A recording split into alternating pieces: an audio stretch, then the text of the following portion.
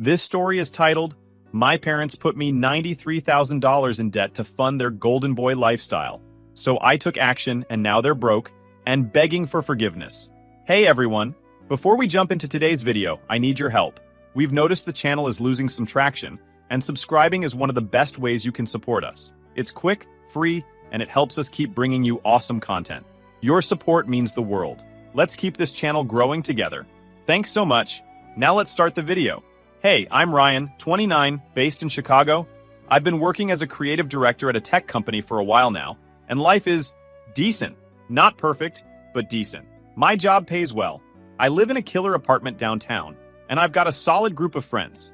The family side of things, not so great. Let me paint a picture for you. My parents have always played favorites, and guess who's the MVP in this game? My younger brother, Jason. He's 25, still living at home, and has somehow managed to avoid real work his entire life. He's the guy who spends hours gaming and posting on TikTok, while I've been grinding for everything I have. But hey, it's family, right? I always thought I'd look out for them no matter what, until recently. It all started with a call from my bank. I was sitting at work, reviewing some mock-ups for a client campaign, when my phone buzzed. Normally, I'd let unknown numbers go to voicemail, but something told me to pick this one up. Mr. Collins, this is David from the bank. We're calling to verify a charge on your account. A charge? Weird. I hadn't used that particular credit card in months.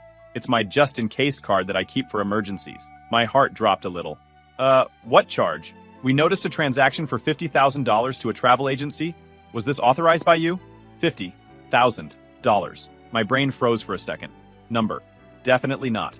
David explained that the charge was flagged as unusual and that they wanted to confirm before processing it. He told me they'd hold it until I could verify further details. I thanked him, hung up, and immediately logged into my account. And there it was. A $50,000 pending charge for what appeared to be a luxury Mediterranean cruise. I stared at the screen, trying to piece together how this could have happened. Did my card get hacked? Did I accidentally share my info somewhere? Then it hit me, my parents. Now, to give some context, I've been helping out my family financially for years. My parents always claimed they were struggling, so I sent them $2,000 a month to help cover mortgage, utilities, and groceries. Meanwhile, Jason stayed home, jobless, contributing nothing. But funding a luxury cruise? That was a new low. I called my mom immediately. Hey mom, weird question, I said, trying to keep my voice calm. Did you or dad use my credit card for something? There was a pause, and then she laughed. Oh, Ryan, don't overreact. We thought you wouldn't mind. Mind? I hadn't even told her what I was calling about yet. What do you mean, don't overreact? Did you charge a cruise to my card?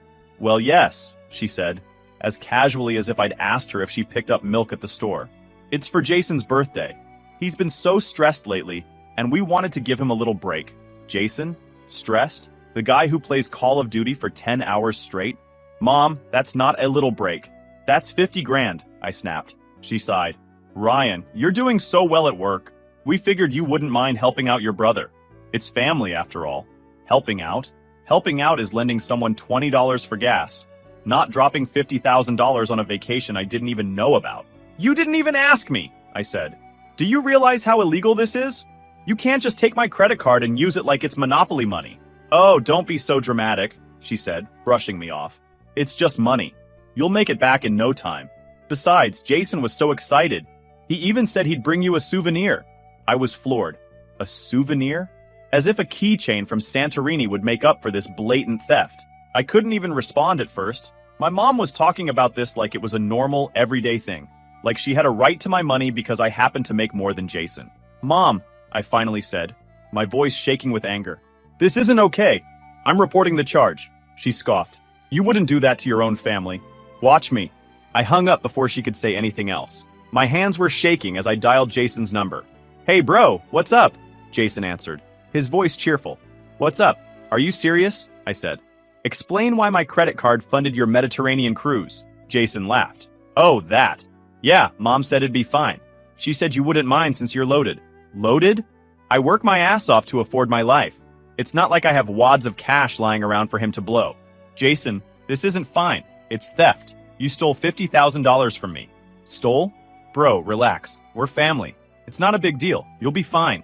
Not a big deal? I was practically shouting now. You spent my money without permission. That's a huge deal. Jason laughed again, like this was all one big joke. You're so uptight, man. Maybe you need a vacation too. That was it. I hung up and immediately called my bank back. I told them the charge wasn't authorized and filed a fraud claim. David, the bank rep, assured me they'd investigate and freeze the account in the meantime. When I hung up, I felt a mix of anger and disbelief. My own family had used me, and they didn't even care. The next day, Mom called me furious. "Ryan, how could you report the charge?" I said. "Maybe he'll learn something about consequences." "You're being selfish," she yelled. Mom tried to argue, but I wasn't listening anymore. I hung up, knowing full well this wasn't the end of it. I thought the $50,000 cruise was bad. Let's just say it wasn't just a cruise. Buckle up, because this is where things get ridiculous. The day after I filed the fraud claim, I got a call from the bank again. David said something that almost made me laugh. Not out of humor, but out of pure disbelief. "Mr. Collins, while investigating the $50,000 charge, we noticed additional transactions on the same card. Did you also authorize $23,000 for private tours, $8,000 for luxury hotel upgrades, and another $12,000 for dining expenses?" "What?" I nearly shouted into the phone. David cleared his throat. "These charges were made over the past 3 weeks. Would you like to dispute these as well?" "Yes! Dispute every single one of them," I said, my voice practically cracking from the effort of holding back my rage. By the time I hung up, I felt like I needed to punch a wall or scream into a void. My family hadn't just charged $50,000. No, they'd racked up $93,000 in total. That wasn't just audacity, that was an entirely new level of delusion. Did Jason think he was a movie star? I decided it was time to confront the family. No more beating around the bush. First up, Jason. I called him and, surprise, surprise, he didn't answer. So, I sent a text. "Pick up the phone. Now." A few minutes later, he called back. His tone casual, like nothing was wrong. "Hey bro, what's up?" "What's up?" "Jason, the bank just told me you spent an extra $43,000 on tours and hotels." "What the hell is wrong with you?" Jason sighed like I was inconveniencing him. "Ryan, why are you freaking out? It's not like I wasted it. I spent it wisely." "Wisely?" I barked. "You spent $93,000 on a vacation you couldn't afford. You're unemployed. How is that wise?" "Well, I couldn't just take a cruise and skip out on the experiences. What's the point of going if you don't live it up?" Oh, I was done. Done with his excuses, done with his entitlement. "Jason, do you even hear yourself? You stole from me. This isn't your money. It's mine." "Relax, Ryan. You'll get it back," he said, like this was no big deal. "You're damn right I'll get it back," I snapped. Next, I called my mom. She answered on the first ring, probably already bracing for the conversation. "Ryan, I know you're upset, but..." "Upset? Mom, upset doesn't even begin to cover it. You and Jason charged 93 grand to my card. 93,000. "Oh, stop exaggerating," she said, her voice dripping with condescension. "Jason just wanted to have a little fun. You're making this a bigger deal than it needs to be." "Bigger deal?" I practically growled. "Mom, this is fraud." "Don't be so dramatic, Ryan. You're always talking about your bonuses and promotions. We figured you could afford it. And that makes it okay?" She sighed, like she was tired of my antics. "Ryan, you're part of this family. Family takes care of each other. It's not a big deal." "Oh, it's a big deal, all right," I said, my voice cold. "Because I filed a fraud claim. The bank is reversing the charges and transferring them to Jason. He'll be the one paying for all of this." There was a long pause. Then, she exploded. "How could you do this to your own brother? Ryan, you're going to ruin his life." "Ruin his life?" I repeated, incredulous. "He's 25 years old, Mom. Maybe it's time he started taking responsibility for his actions." "He's just a kid," she protested. "A kid? Mom, he's not a kid. He's a grown man who stole $93,000 and thought he could get away with it. That's not my fault. That's yours for enabling him." Her tone shifted from anger to pleading. "Please, Ryan, don't do this. We'll find a way to pay you back. Just call the bank and undo the claim." I laughed bitterly. "Pay me back? With what money? You can't even afford your own bills without my help." "No, Mom. This is on Jason now. Maybe this will be the wake-up call he needs." I hung up before she could say anything else. That night, I got a frantic voicemail from Jason. "Ryan, what the hell? The bank says I owe them $93,000. You need to fix this. I can't pay that kind of money. Call me back, please." I didn't call him back. Instead, I poured myself a drink, sat on my couch, and let myself enjoy the silence. For once, I wasn't cleaning up their messes. The next morning, I woke up to another voicemail, this time from my dad. He's usually the quieter one, the peacemaker in the family, but even he sounded desperate. "Ryan, I know you're upset, but don't you think this is a bit harsh? Jason made a mistake. We all make mistakes. Please, son, give him another chance. Call me back." I didn't. By the end of the day, my phone had exploded with calls and texts from my parents and Jason. Every message was some variation of, "You're ruining Jason's life," or "How could you do this to us?" But I ignored them all. For the first time, I felt like I was standing up for myself. They'd taken advantage of me for years, treating me like a bottomless wallet, and now they were finally facing the consequences. I wasn't going to fix this for them. After the bank finished their investigation and pinned the $93,000 bill squarely on Jason, I realized it wasn't enough to just stop the theft. I needed to completely cut them off financially. No more monthly payments to help with the bills, no more covering for their irresponsibility, and definitely no more being the family safety net. The next day, I sent a group text to the family. "Effective immediately, I will no longer contribute financially to this household. You're all on your own." Within minutes, my phone lit up like a Christmas tree. "Mom, Ryan, you can't just abandon your family like this. Jason is going through a lot right now." Jason: "Wow, guess you're too good for us now, huh?" Dad: "Ryan, let's talk about this calmly. You're making a mistake." I ignored them all. Instead, I started making plans for myself. First, I decided to move out of my old apartment. It was close to their house, and I'd chosen it originally to be convenient for helping them out. But that convenience had become a leash. It was time for a fresh start. I found a sleek new apartment downtown, bigger, better, and further away from their nonsense. Signing the lease felt like the first real step toward freedom. I packed up my things that same week, feeling lighter with every box I taped up. Meanwhile, Jason had started spiraling. He called me about a week later, his tone frantic. "Ryan, I'm in trouble, man. The collectors are calling nonstop. They're saying I owe 93 grand. I don't know what to do." I let him ramble for a bit, my face completely blank as I stared out the window of my new place. When he finally stopped talking, I said, "Sounds like a problem you created for yourself." "Ryan, come on," he whined. "You've got to help me out. Just lend me a few thousands to get the collectors off my back." "Lend you a few thousand?" I repeated, incredulous. "Jason, you stole 93 grand from me. Why on earth would I give you another dime?" "Because I'm your brother," he snapped, as if that was some kind of magical argument. "And what does that mean exactly?" I asked. "That I'm supposed to let you rob me blind and then bail you out when it blows up in your face?" "It wasn't like that," he protested. I thought you wouldn't care. You've got so much money, Ryan. What's 90 grand to you?" I couldn't believe what I was hearing. He still didn't get it. "Jason, this isn't about the money. It's about the principle. You used me, and now you're paying the price. Good luck. Ryan, please." I hung up and blocked his number. Of course, Jason wasn't the only one freaking out. My parents were in full panic mode too. Mom started leaving me these long, guilt-trippy voicemails every day. "Ryan, you're tearing this family apart. How can you sleep at night knowing your brother is suffering? He's your brother, for God's sake. We're supposed to stick together as a family." Stick together? Funny how that only seemed to apply when they wanted something from me. She even showed up at my office one afternoon, completely unannounced. My assistant buzzed me to say there was a woman in the lobby claiming to be my mother. I sighed and told her to send Mom up. She walked into my office looking like she hadn't slept in days. Her hair was messy, and her eyes were red-rimmed. "Ryan, please," she said, her voice cracking. "Jason's in trouble. The collectors are going to ruin his life. We need your help. You're the only one who can help him. Please, Ryan. We'll pay you back." I laughed bitterly. "With what money? You can't even keep up with your own bills without my help. Don't act like you're suddenly going to find 90 grand lying around." Mom's face crumpled, but I didn't feel any sympathy. She'd spent years enabling Jason, covering for him, making excuses for his behavior, and now she wanted me to clean up the mess. "No, Mom," I said firmly. "This is on Jason. He made his bed and now he has to lie in it. I'm not fixing this for him. Ryan, please, you're his big brother. He looks up to you."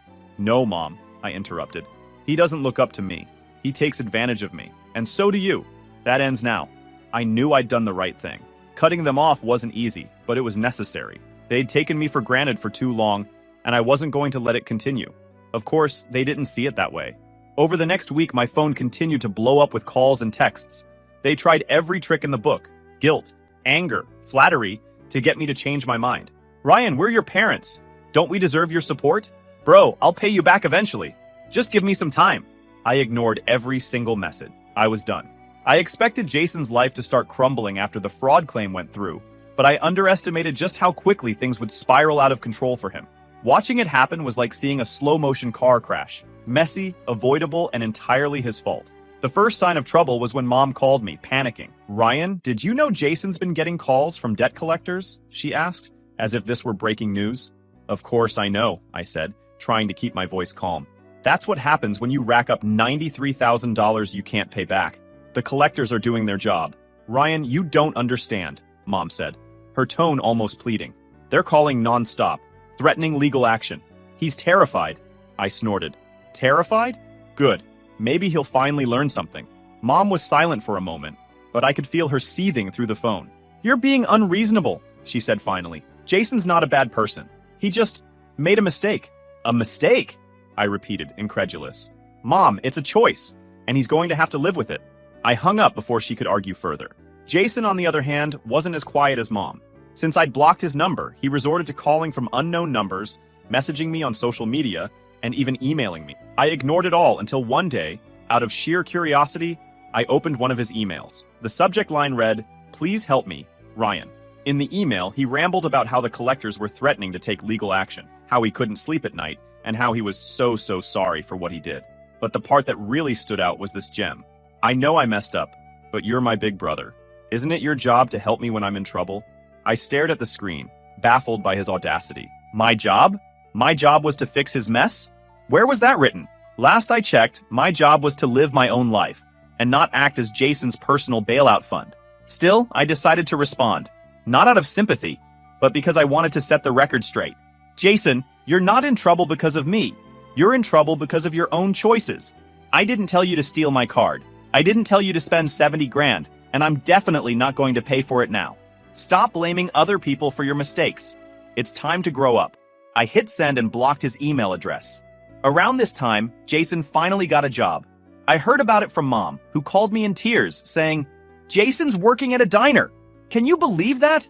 My poor boy is flipping burgers just to survive. And, I said, unimpressed, that's more than he's done in years. Maybe this is what he needs to learn the value of hard work. But he's miserable, she cried. You don't understand, Ryan. He's not cut out for this kind of work. No one's cut out for flipping burgers, Mom. But people do it because they need to survive. He's not special. I could hear her frustration building. Ryan, this is your fault. If you just helped him, he wouldn't have to degrade himself like this. I laughed bitterly. Degrade himself? Mom, you're acting like he's working in a coal mine. He's flipping burgers. Millions of people do it every day, and they don't cry about it. If Jason thinks this is beneath him, that's his problem. She hung up on me. I guess I wasn't saying what she wanted to hear. Jason didn't last long at the diner. 2 weeks later, Mom called me again, this time with even more drama in her voice. Ryan, Jason quit his job. He said it was too demeaning, and the manager was rude to him. Let me guess, I said, rolling my eyes. He's back to doing nothing? He's looking for something better, she said defensively. You know how hard it is to find a good job these days. I couldn't help but laugh. No, Mom, I know how hard it is to work. Jason doesn't. He's never had to try because you and Dad have always coddled him. This is the result. Don't you dare blame us, she snapped. We did the best we could. Did you? I shot back. Because it seems to me like you've spent Jason's whole life making excuses for him, instead of holding him accountable. Now you're expecting me to pick up the pieces, and it's not going to happen. She hung up again, and I was left shaking my head at the sheer absurdity of it all. The worst part? Jason wasn't just relying on Mom and Dad to fix things. He started burning bridges with his friends too. Apparently, he'd been couch surfing since quitting the diner. But people quickly got tired of his freeloading. I heard through the grapevine, aka my aunt, who's the family gossip, that he'd been kicked out of 2 different apartments in the span of a month. He's running out of places to go, my aunt told me. You might want to step in before he ends up on the street. I shrugged. Not my problem. Jason needs to figure this out on his own. She gave me a disapproving look. But I didn't care. Not anymore. By the end of the month, Jason was screwed. No job, no couch to crash on, no one left to sponge off. Mom and Dad were barely holding it together themselves, and their calls to me became less about guilt tripping and more about sheer desperation. Ryan, we don't know what to do anymore, Dad said one night, his voice heavy with exhaustion. Jason's lost. He needs help. Then help him, I said simply. We don't have the resources, he admitted. That's not my fault, I replied. Dad sighed, and for once he didn't argue. I think he knew I was right. Jason's fall from grace was ugly, but it was necessary. He'd spent his whole life coasting on other people's generosity, and now that it was gone, he had to learn how to stand on his own. Whether he actually would or not, that remained to be seen. By the time my parents started calling me daily, it was clear they were feeling the full weight of Jason's mess. I'd officially cut off my financial support, and without my regular $2,000 a month, they were struggling to keep up with their bills. Between Jason's debt collectors hounding them and their mounting household expenses, it was only a matter of time before their house of cards collapsed. It started with the voicemails. "Ryan, please. We don't know what to do anymore. Jason's debt collectors won't stop calling the house, and we're behind on the mortgage. We need your help." I still didn't answer. Then came the in-person ambushes. One Saturday morning, I was halfway through my coffee when there was a knock on my apartment door. I opened it to find my mom and dad standing there, looking like they'd aged 5 years in the last month. "Ryan, we need to talk," Mom said, her voice shaky. I sighed and stepped aside, letting them in. They sat on my couch, fidgeting like they didn't know where to start. "All right," I said, crossing my arms. "What's so urgent that you had to show up uninvited?" Mom's eyes filled with tears. "We're losing the house, Ryan," she said softly.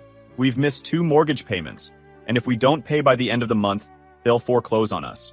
I blinked, surprised but not shocked. I knew they'd been living beyond their means for years, even with my help. Without my monthly contributions, it was only a matter of time before the cracks started to show. "And you want me to fix it?" I asked, already knowing the answer. Dad leaned forward, his hands clasped tightly. "Ryan, we're not asking you to pay off everything. Just help us get through this rough patch. 1 payment. That's all we need." "1 payment?" I repeated, my voice rising. "Dad, you're asking me to bail you out again. Do you realize this is exactly why you're in this mess? You've been enabling Jason for years, and now it's catching up to you." Mom started sobbing, but I didn't flinch. "We didn't know what else to do," she cried. "Jason needed us, and we couldn't just abandon him.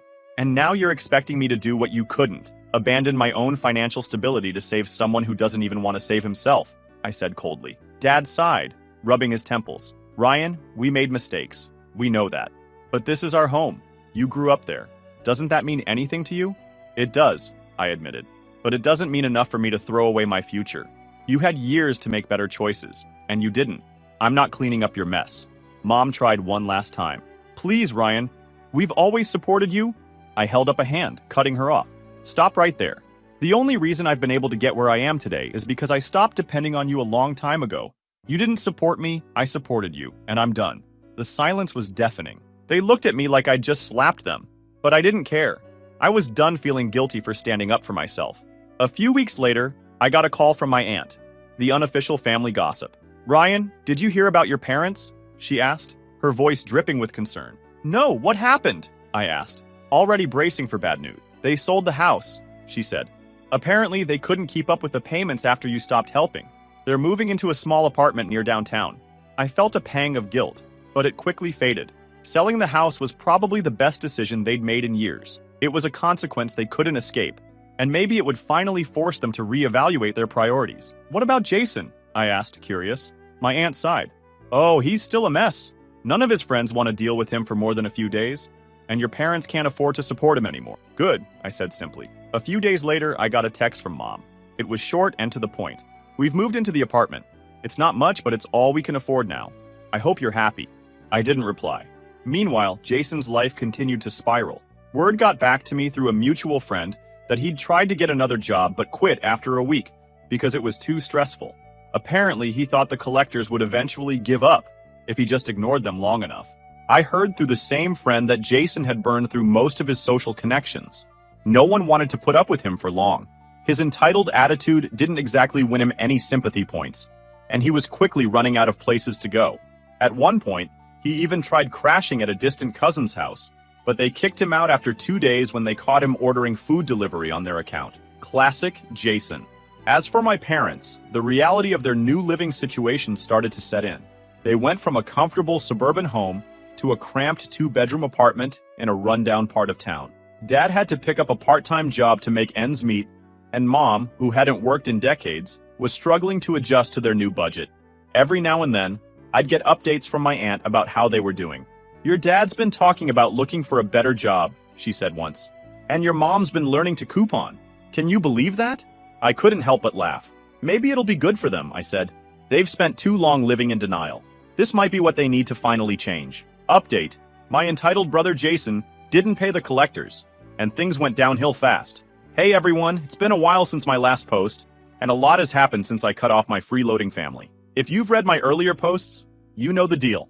Jason stole $93,000 using my credit card for a luxury cruise and all the extras, and I filed a fraud claim. The debt got shifted back onto him, and I cut off all financial support to my parents. Well, turns out, when you ignore debt collectors, they don't just go away. Who knew, right?